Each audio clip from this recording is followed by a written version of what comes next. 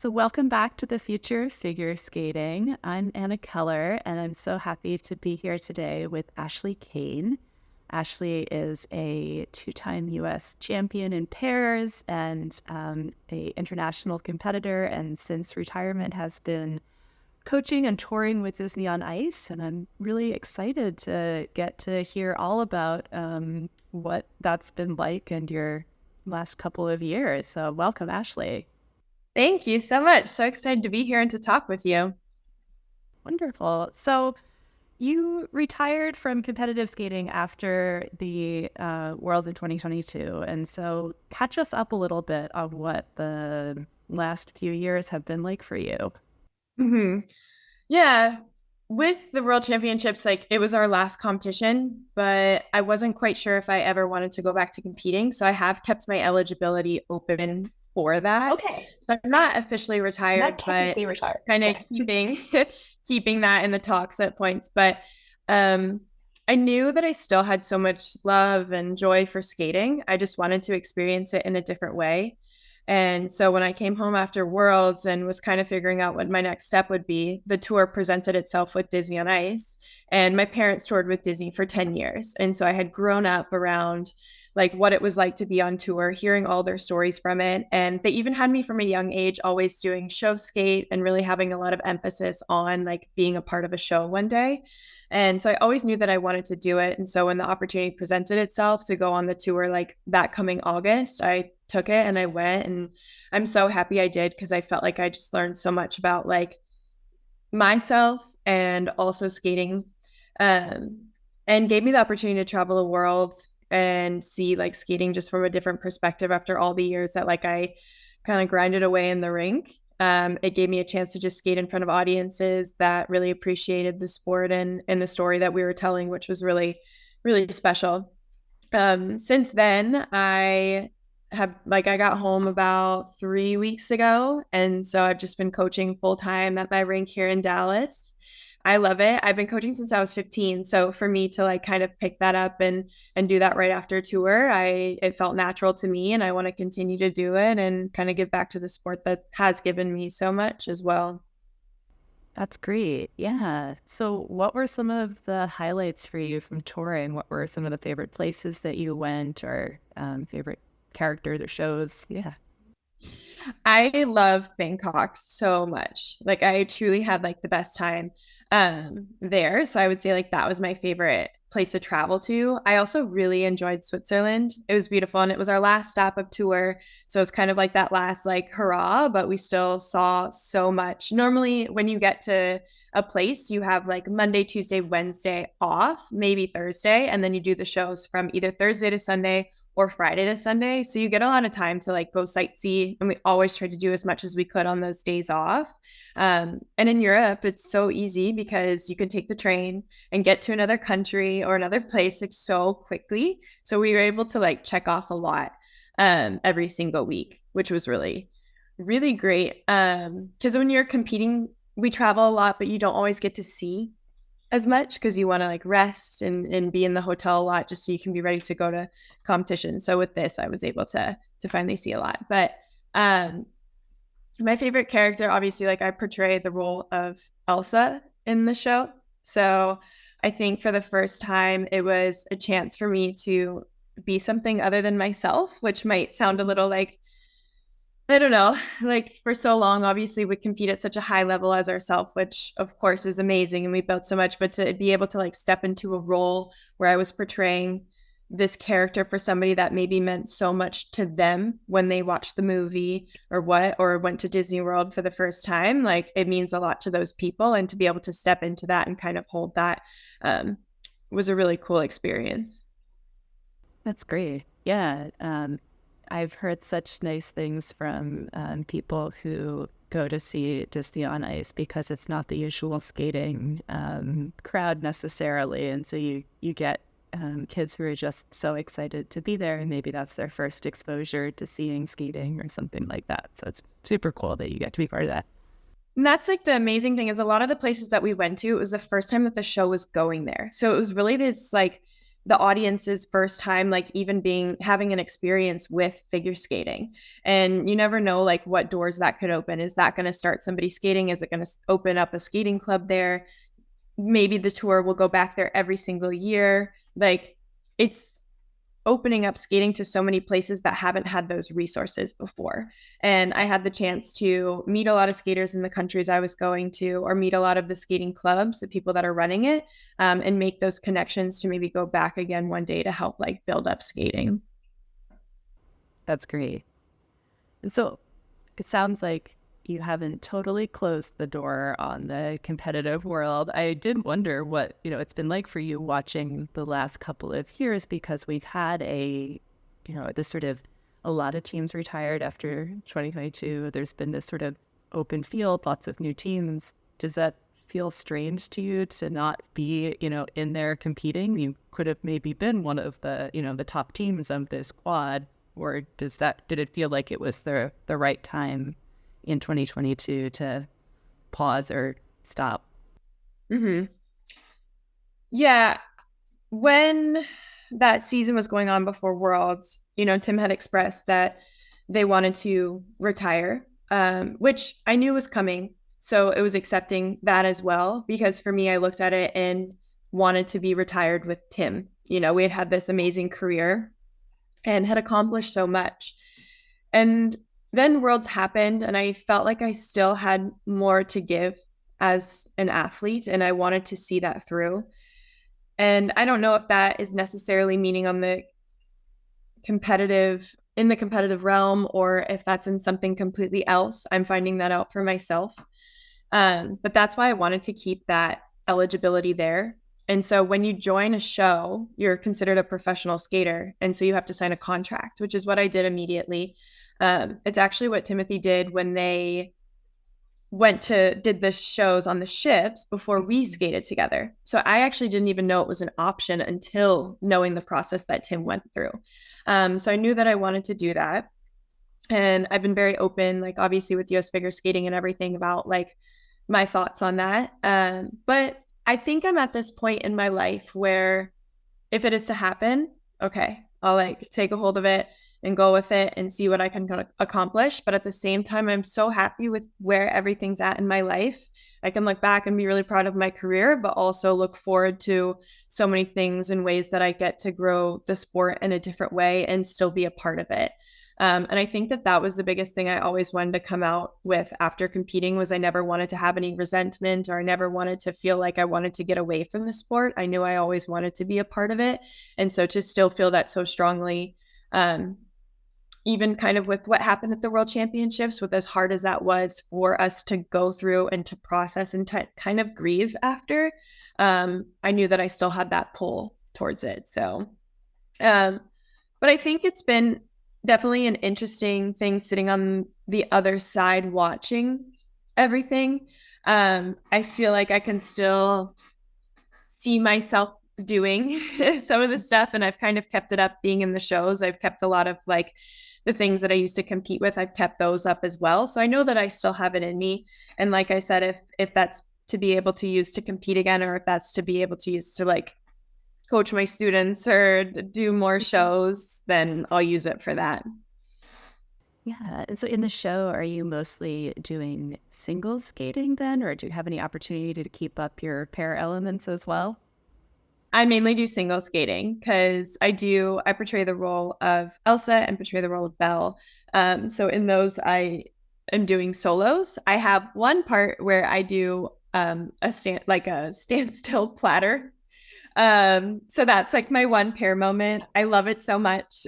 Like that's the thing. I still love being lifted. I love being thrown. So to be able to at least like have that moment in the show is great. But mainly, I mean, and I did single skating before as well. And I think I had to really remember that. Like when I got to the show, I had to remember that about myself, because it had been 8 years since I had skated on my own and kind of put like my own skating into into a solo. And so I kind of had to regain that confidence in myself to just go out there and do it. and not necessarily have somebody to like hold my hand or to talk through it with or to kind of work our energies off of each other. It turned more into like what's internal and what am I going to bring it out within myself. So it's a little bit of a process there to kind of bring that back. And you went from doing pairs to singles to pairs and kind of, back to doing solo skating now. So you've had a lot of experience with both. What drew you to wanting to do pairs? This is something, I talk to a lot of skaters about how to grow pairs because it's the smallest of the disciplines. And, I'm curious what drew you to it and what you would say about the advantages or disadvantages of that discipline. So my dad was a pair skater. He skated for Australia and he skated with his sister. And so ever since I was young, like I always remember he was like my first pair partner. He would always like lift me on the ice and do twists with me and everything. So I started at a really young age, and then there was other like pair teams at the rink. So some of the pair guys would take me through my tests. So I started that as well at a young age. And then I did junior nationals at the juvenile level with my first partner. And then skated with another partner, and then I skated with Josh Reagan. And with Josh is where it really like took off because we won nationals in novice, and then we won nationals in junior. And so I think at that point is when I really decided that I could like go far in this sport. It kind of transitioned from me just like kind of going after school and being a part of skating to actually being able to make it a career. And then obviously skated with Tim for like 8 years. But looking at the discipline, I love the fear factor so much. It's crazy because like doing things outside of being like jumping off like cliff jumping or jumping into the water and stuff like that stuff makes me so nervous. But for some reason, I feel so comfortable being lifted and being thrown. And I don't know what it is about it, but I think just that like extreme side of this discipline is so like alluring. And then I think also the process of working with somebody every day, I love that. Being able to like create something together. And then at the end, whether it happens the way that you want it to or not, like you're going to go through that together and be able to look at it and say like, we did that, or like, how can we get better? And I really enjoyed that process, especially with Timothy. Like, I think we had the best time like creating programs, going through choreography, because we both like really like to hone in on that and bring a lot to the programs that we did and put ourselves in it a lot. So I think like that process with them was something that I really enjoyed the day-to-day grind with. Yeah. Well, and you and Timothy were a really groundbreaking team, and one that stood out, I think, from in a lot of ways artistically, and not just because of Timothy being the first non-binary Winter Olympian, but that I think both of you brought to your programs this sense of like two really strong equal skaters, and not as much of that like the strong man lifting the fragile woman kind of thing that we sometimes see in pairs, which is like nothing wrong with that, but it was great to see. I think that you brought something a little bit different. And so I'm curious from your perspective, like how you felt about like the roles that you were presenting for your programs, and the, how for you the gendered part of figure skating played out. Mm-hmm. We knew right from the beginning that we weren't going to be that like stereotypical team in a sense. We kind of set out to make our own unique partnership right from the get-go. So we knew that we always wanted to approach our programs with that mindset. And when we did that, we felt the most comfortable in the performances as well, because it was drawing from like what was fully inside of us and what we fully believed in into our programs and into our skating. I think as well, like Timothy and like our team gave me that space to really feel strong in my body, because of course there was like so many negative comments that would then affect the way that I was thinking about myself. And this is the body that like I was born with. I couldn't change it. I couldn't get myself shorter. Like there was nothing that I could do to change that.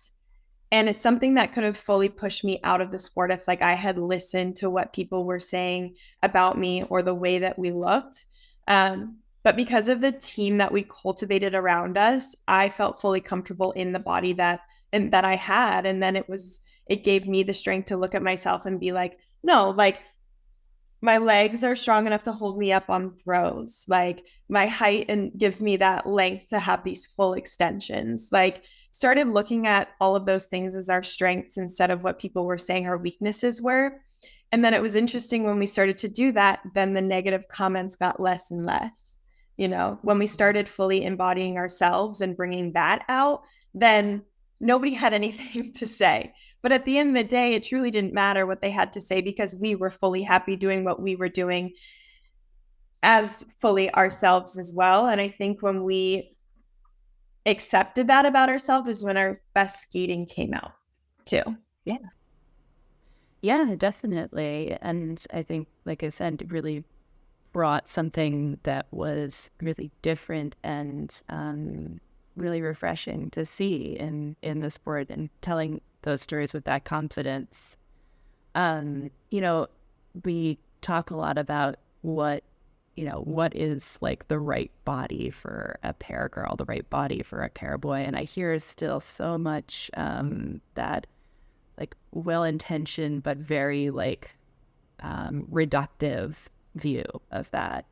I'm clearly you are very capable and very, a fantastic pair skater as you are, and the height that you have and all of that. And I, as someone who from the time that I was 7 was told I was too tall to be a figure skater, that's something that, resonates with me. I'm curious if you felt like from a technical perspective, you had to do anything different. I mean, you and Timothy do have a pretty big height gap, even, just with who you are. But like, from that like perspective of, did you have to do things differently in terms of elements, being a taller skater, or is it just this is, a perception that we can get rid of? I think it's just a perception that we can get rid of, to be honest, because we were able to do everything that all of the top teams we were competing against, we were able to do all of it. And yes, initially it took us time, but it was also because both of us were away from pairs for quite a while when we first teamed up. So it was understanding that like our bodies were capable of doing it. But truly from like a technical standpoint, we never had any issue like developing anything. It was almost like, how could we make more emphasis on our height to make it stand out so that we do look more unique, and that we don't look like, and we're finding also what does look good on our bodies as well. So I think there was that, but also we always wanted people to feel like they could be a part of this sport, no matter like what their body looks like, what their sexuality is. We always want people to be a part of this sport because we know how much it's given to us and how special it's been to us and how much it's taught us. And we would love for so many people to feel that as well. And that's always what like we wanted to lead with when in our partnership, was that this sport is made for like everybody and every body as well. And at times we needed to take our own advice because it would get hard to like keep hearing the things but still standing for what we believed in, and we had to take that our own advice so that those doubts would go fully away as well. Totally. No, I think it's very inspiring, and like I said, I think I was always told I was too tall to be a skater, and it definitely discouraged me from aspiring to things as a kid, and something that I had to let go of. And now I watch people like, I just interviewed Nikolai Memela, who is 6'4" and is landing quad lutz. And it's sort of great to see, that people are disproving some of those stereotypes. Yeah. And I feel like I've been seeing so much change too, like even just within the last 2 years as well, seeing so many more people a part of our sport that maybe they would have been told that they weren't right for this. But instead, they're like focusing on what makes them strong and what makes them unique. And they're able to see that through and make a full career for themselves. Yeah. Yeah. I really hope that we will see more of that. I've been excited about Canada changing the rules around having same gender or teams of any gender. And, you know, it's a shame that the U.S. hasn't quite caught up with that. I feel like it's a funny thing that that you and Timothy were able to go to the Olympics, and yet if you look at the rules right now, that there's not, you know, a pair is still defined as a man and a woman, and so it's like we're not, but the rules are not catching up to the reality at this point. Yeah. Yeah, I completely agree. And hopefully that continues to change so that more people can be a part of our sport, but also feel comfortable in our sport. So you were coached for most of your career by your parents, which is not uncommon in this sport, but it's a particular dynamic. And then I know you also worked some with Nina Mosier, and so I'm curious sort of what you feel like you got from her and what differences there are between, you know, a Russian style of doing para skating and a more North American style, for example. Yeah, Nina was such like an amazing addition to our coaching team. She worked really well with my parents. And she would come out to Dallas, or we would go to Russia, or we'd do training camps in Italy for the summer, or we'd go to Finland. She really like accepted us into our group and gave us all the resources to succeed, which was really amazing. I mean, obviously, there's a lot of differences just within how the sports are run in each country. So I think that's kind of the biggest thing. Obviously, in Russia, it's like government funded. So a lot is kind of centered around that. Whereas here, we've got a bit more individuality. We've got our camps in our own rinks. But I think the mix of the two was like the perfect combination for us. A lot of the things that I feel like I remember in my career are like sayings that she would have. You know, she knew how to get to a team to the top. She did it for so long, so consistently. Obviously, she's still doing it, but she did it at such a consistent rate and kept teams at the top for so long. So she knew that. And she really taught my parents like how to get us there as well, how to work together to get us there. And I mean, it made such a healthy and great relationship for that long. But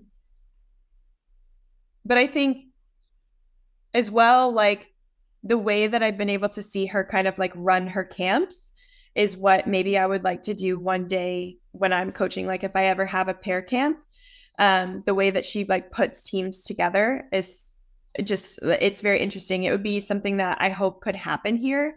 But the way sometimes like ice time or what is kind of acquired here, it's a bit different obviously than there. And so how I got to see like those camps kind of run is what I would like to happen, like a pair camp one day. So you mean putting teams together as in like matching skaters, or as in putting multiple teams on the ice at the same time? I just wanted to clarify what you meant. Oh, so like finding a way to put teams together from a young age. So in a lot of those teams, they've created longevity. So they put them together at a young age so that they can build those foundations. And then they see them through all of the levels. Whereas a lot of times in the US, they start at a higher level with less pair experience. And it takes a long time to kind of develop those. Whereas like there, what I saw was they were developing it from a young age, and they were putting them together at a young age so that it grew all the way to senior and they stayed together. If that's able to happen here, I think that that is such a great thing, because the biggest thing I think we miss in US pairs is longevity. And, you know, by like our 7th year of competing together, Tim and I were able to like obviously have this communication without communicating at all. And that just comes with time. The elements are able to gel as well as they are after all that time together. So, and then having all the teams on the ice together was really great for us. training at that, like training with all of our competitors consistently when we would go to those camps was so good. Because we knew like when we got to competition, we already were like prepared for what they were going to do. I mean, some of them were like our biggest competitors. Um, and we already knew what they were going to look like when they got to competition. So nothing was like a surprise to us. So I think maybe that could be built up a little bit more too in the US, like where a lot of the teams are able to train together, at least for like short periods of time, maybe with camps or with seminars. I think that would be pretty ideal with helping build the program to make it as strong as it can be. Yeah, I think that would be great. It's one of those things where we're seeing, I was thinking about this at the World Championships where there are a bunch of teams that all train together in Italy, and then there were a bunch of teams that don't necessarily train together on a regular basis, but work with Dimitri Savin, and they'd all come together right before Worlds. And in both cases, it seemed like that sort of being with your competitors on a regular basis and being, they had really been able to raise the level and be ready for competition coming in that way. And a lot of the U.S. teams are the only or one of a few top, teams in their rank, and they don't get to have that on as much on a regular basis. Yeah. Yeah. So hopefully that can change because at the end of the day, like the program just needs to build. Like there needs to be more teams. It was like we, I don't know, like there's what I'm trying to say. Okay, let me start that over. If you can cut that part out. I think that's what, okay. So a lot of us that were like at that top elite level now, like, speaking of like me and Timothy and Alexa and Brandon, Alexa and Chris, Jessica and Brian, all of us are coaching now. So I don't want to speak for them, but I also feel like we all want to like see this pair program grow as well. And we all know what it takes to like be at that like high intense level for so many years. So hopefully like even for all of us, we can give back in a way that helps the program build too. Yeah, that would be great. Definitely.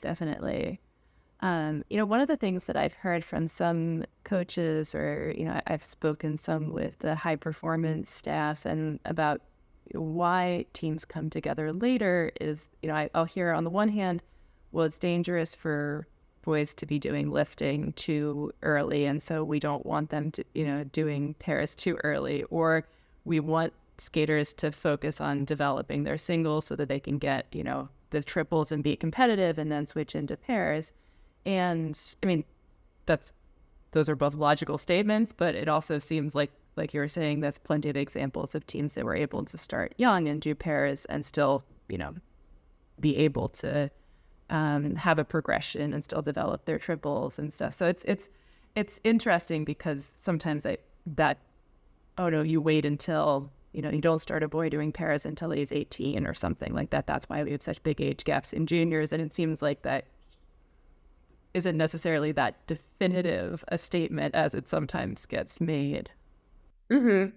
Yeah. And I feel like I did both from such a young age. And like it made me just an overall like strong athlete and gave me that option to be able to decide which discipline I wanted to do because I got to see like from the foundational level, like how I was in both. But I think as well, maybe if like we can like have, like I said again, camps. Like I think if we could have something like try pairs, like just so people can even see if they like it, because a lot of the times there's just not access to it as well. We're so spread out all throughout the country that there's not necessarily access or like the resources in every rink to have somebody start pairs. And so I think if people maybe like dip their toe in it a little bit and see like if they even like it, they can build from there. So hopefully there's like availability for that. Totally. Yeah. And I know that even from some learning little bits of pair elements also can be super helpful for your single skating. It felt like as soon as I tried to do a pair spin for the first time, I understood things about spinning and centering and momentum that I had never quite, grasped as a single skater and stuff. So I think for so many reasons, that kind of exposure to the elements and to the discipline at a younger age could be really helpful. Yeah, I agree. And then having more coaches. Yeah. And I think like pairs as well, like you should still like keep up your single skating as much as possible. That's what like my coaches always did with me. That's why they had me do both disciplines. I mean, it's not necessarily like you don't necessarily have to compete in both, but to like have a full like singles training session almost every day, if you have that availability or like from the financial standpoint, like you're able to do that, it's adds so much as well, because the biggest thing sometimes is the jumps, and a lot of the elements, like if you're a good jumper, a lot of that will translate over to the throws or the twists just because you're used to how you need to be rotating on those as well. So if you're overall confident in like your rotating ability, that's going to transition over into all of the other elements in pairs as well. So like any team that like we're putting together, we're always like, you have to do like just as much singles training as pairs training as well to keep that up. I wanted to ask you about injury and recovery from injury and injury prevention. You went through some pretty hard injuries and concussion recovery and all of that. And I think that's one of the things that when, both skaters and audiences have some hesitation around pairs sometimes because of the risk of those injuries or a bad fall. And so I'm just curious, having been through that, what you think we can be doing to, trying to make the sport a little safer, or, handle that kind of, if it's inevitable, high performance athletes are going to get injured, to make that recovery process easier. Mm-hmm. Yeah, it is inevitable. But at the same time, what I'll say is like, I had so few injuries in my career. It's just that the ones that did happen were on such a big scale and everybody saw them, right? And they were the same injury as well. It wasn't like, I had something huge and then had something completely different just as huge. It was like the same injury. And it taught me a lot about myself as an athlete and how I want to take care of myself. When I had my first one, it really made me slow down and start to check in with myself when I was training. How is my body feeling? Where's my head at? It gave me kind of like that, which I had never really fully had in my career before. I always like just kind of did what I was told and did my work and that. But then it gave me that ability to check in with myself, which I think was so good. We practice so much safety around learning elements. I think a lot of it can come with starting on the ice. So if there's something new that is going to go onto the ice, it's always starting off ice just so you can keep that safety factor. They make a lot of like cushioning now. A lot of my kids will actually come out in those like headbands too, like the concussion headbands. And it's like I think it's like if you hit your head or something, like it obviously is like a barrier. So they're making a lot of things now that can keep the kids safe on the ice, which maybe gives the parents a little bit more like ease when they're watching, or even for the kid to feel confident doing something, knowing that they've got a little bit of that cushioning there. But I think as well, like it was really hard to go through those injuries on such a large scale in front of everybody's eyes. And it was a lot of work to come back from them too, to put the work in to do it, because sometimes I think it would have been so easy to step away and say like, maybe this sport's not for me anymore because I've had all of these injuries. But instead it made me look at like, how can I get healthier? How can I get better? And then how can I teach all of this to my students so that they never have that? Or if they are, then I have all the resources set in place for them to get better. And a lot of the regulations have changed as well. So from my first one, there wasn't any regulations in place. So they didn't quite know how to handle it as far as like on the competition scale. But then those regulations were put in place, which made when I had my second one, that's why they pulled me off the ice right away. I was put with the medical team right away because all of that had changed. So I think there is a lot that has moved forward even since my first one, which wasn't, it's like 4 years ago now. So hopefully the sport overall is just becoming like a safer place for athletes to progress well. Yeah, yeah, I really hope so. And I think that what you said about having the headbands and everything is really encouraging because, the sort of the way safety gear tends to get adopted in sports is there's often a lot of resistance at first. It takes a little while, but then eventually you get to a point where it's like, oh, we used to, it's like hockey used to be played without helmets. It's like, how did we ever get to this point? But it makes so much sense that, in training and especially in the early stages to have that extra protection. So I'm glad to hear that. I haven't seen that as much in any of the rinks that I'm in, but it's great. Yeah. And I think as well, just in sports in general, like concussions are being taken more seriously. Before, I think people would just be like, oh, like you hit your head, you feel a little tired, like maybe get off the ice, come back tomorrow or what. And now, like, all sports are taking it seriously. Like the way that they're approaching how they're teaching these athletes is changing. The protocol to even get back on the ice is followed seriously. Like I think it also comes down to the athlete, the coach, and the people around to make it happen the right way too. But I think if there's more put out about concussions and people are starting to take it more seriously, then it's again like I'm just going to make it safer for these athletes. Definitely. Yeah, I'm hearing about that. And even with I was hearing with the proposals for ice dance this year that they're taking, adding a second to the list in timing and ice dance. And that part of the thinking there was that there's been an increase in concussions and that trying to do so many features in such a short time was maybe pushing people a little hard. Like we still want people to be challenging themselves in difficulty, but like, give them the extra second so they can be safe. So it's interesting to see it coming up in so many places. Yeah.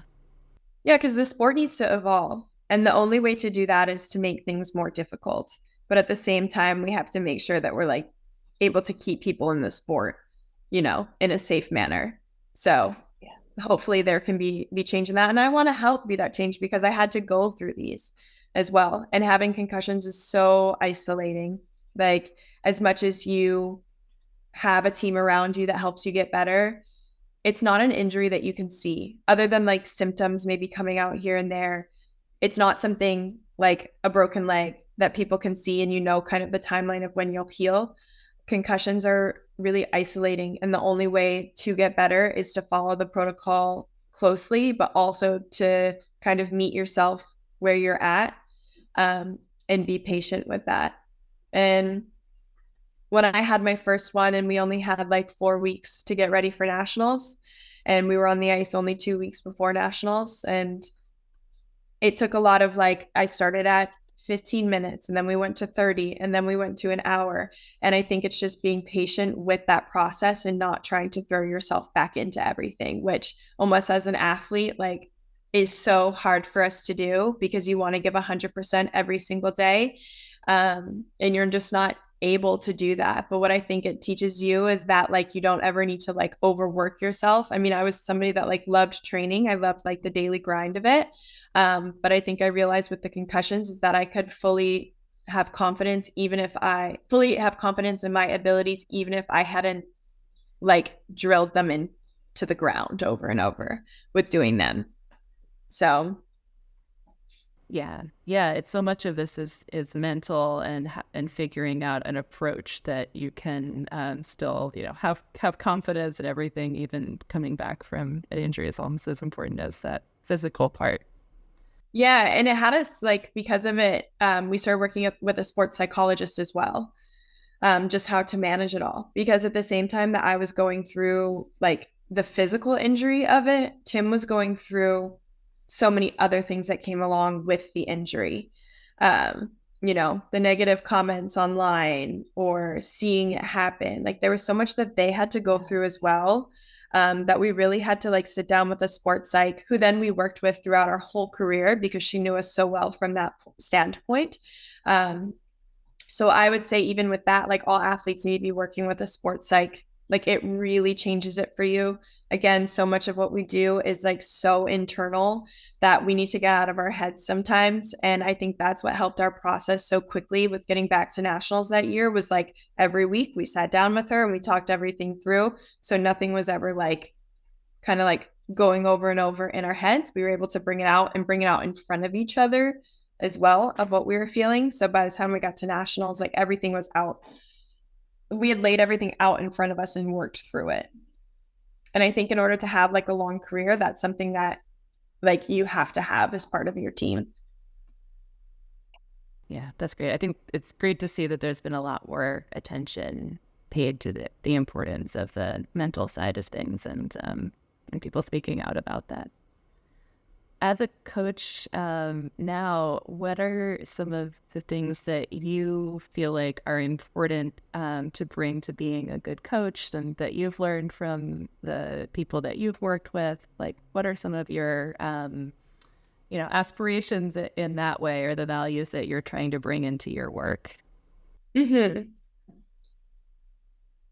For me, like I had obviously like amazing coaches throughout my whole career. So much that I learned from them, so many different techniques, styles, skills, all of it, but also how to be just a human first in this sport. And I think that that's what I want to show my athletes is that like your self-worth shouldn't just be tied into this sport. And I think in the end of I say at the end of my competitive career, even though it's like has the potential to still be open, but at the end of that, I think that's what was able to have me move on was like my self-worth wasn't tied into my skating. And that's what I want to show my athletes is like skating is something that they do. It's not everything that they are. They can get so many things from this sport. The rewards are incredible. Yes, it's extremely hard, but at the end of the day, the things that you get from it are so worth it to put all of those hours in. And what my coaches always taught me was accountability as well. And so I try to really like preach that with my students is that the goals that they have and the things that they want to accomplish, like I will help them get there, but they also have to be accountable for it. And I think the accountability teaches you at the end of the day that like you're in charge of your career. And that's what it gave me is that it was never in somebody else's hand to do my job for me. It was in my hands of what I wanted to accomplish and get done. And that's what I always try to show them.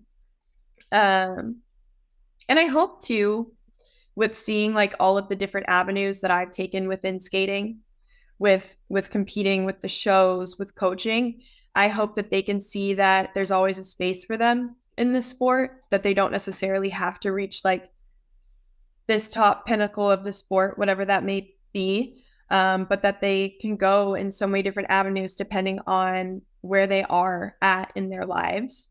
And each one gives you so much and gives you a reason to stay within the sport. That's wonderful. Yes, thank you. I always like to wrap up with the broad question of what do you want to see from the future of figure skating? Is anything that you want to reiterate or that we haven't touched on yet? Mm-hmm.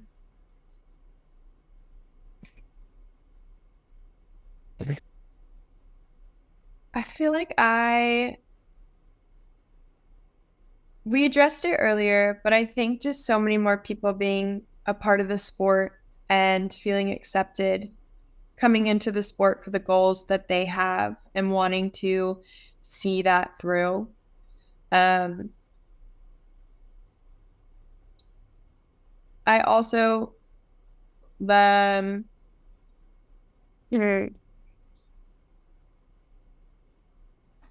I think as well, like more emphasis on like being an overall athlete. And I say that because like eating disorders are so like rampant in our sport. And it's like almost like this quiet, unspoken conversation that's like within our sport. So I would just like to see an approach from a young age of how to like build an athlete properly and safely in an attainable way. That when they hit puberty, they can know how to adjust for their body to be able to grow into an adult, to be able to like be into this body that they can learn how to make it stronger and not in an unhealthy way. So I hope that I can help in any way with that, seeing as like I went through that as well. And I think it's changing. I think a lot of the top athletes are now speaking out about it. Like I said, it was so unspoken, but everybody knew it was happening before. And a lot of top athletes are speaking about it now. And I think it's being given a voice. So hopefully a lot of us can also be that change for like this new generation of athletes coming up. Yeah, that's really great to hear and very, very encouraging. I'm sure that you will be, and just a great role model and an active part of making that happen. Thank you so much, Ashley. It was really great to talk with you, and I hope you have a wonderful summer. Thank you so much. I loved getting to talk to you. Thanks again to Ashley for a great conversation. You can follow her on Instagram at IceGirlAsh. You can reach me with comments or suggestions for topics and people I should talk to by email at fsfuturepodcast@gmail.com or on Instagram and Twitter at futurefspodcast. You can also support my work with the tip jar at futureofigureskating.pinecast.co.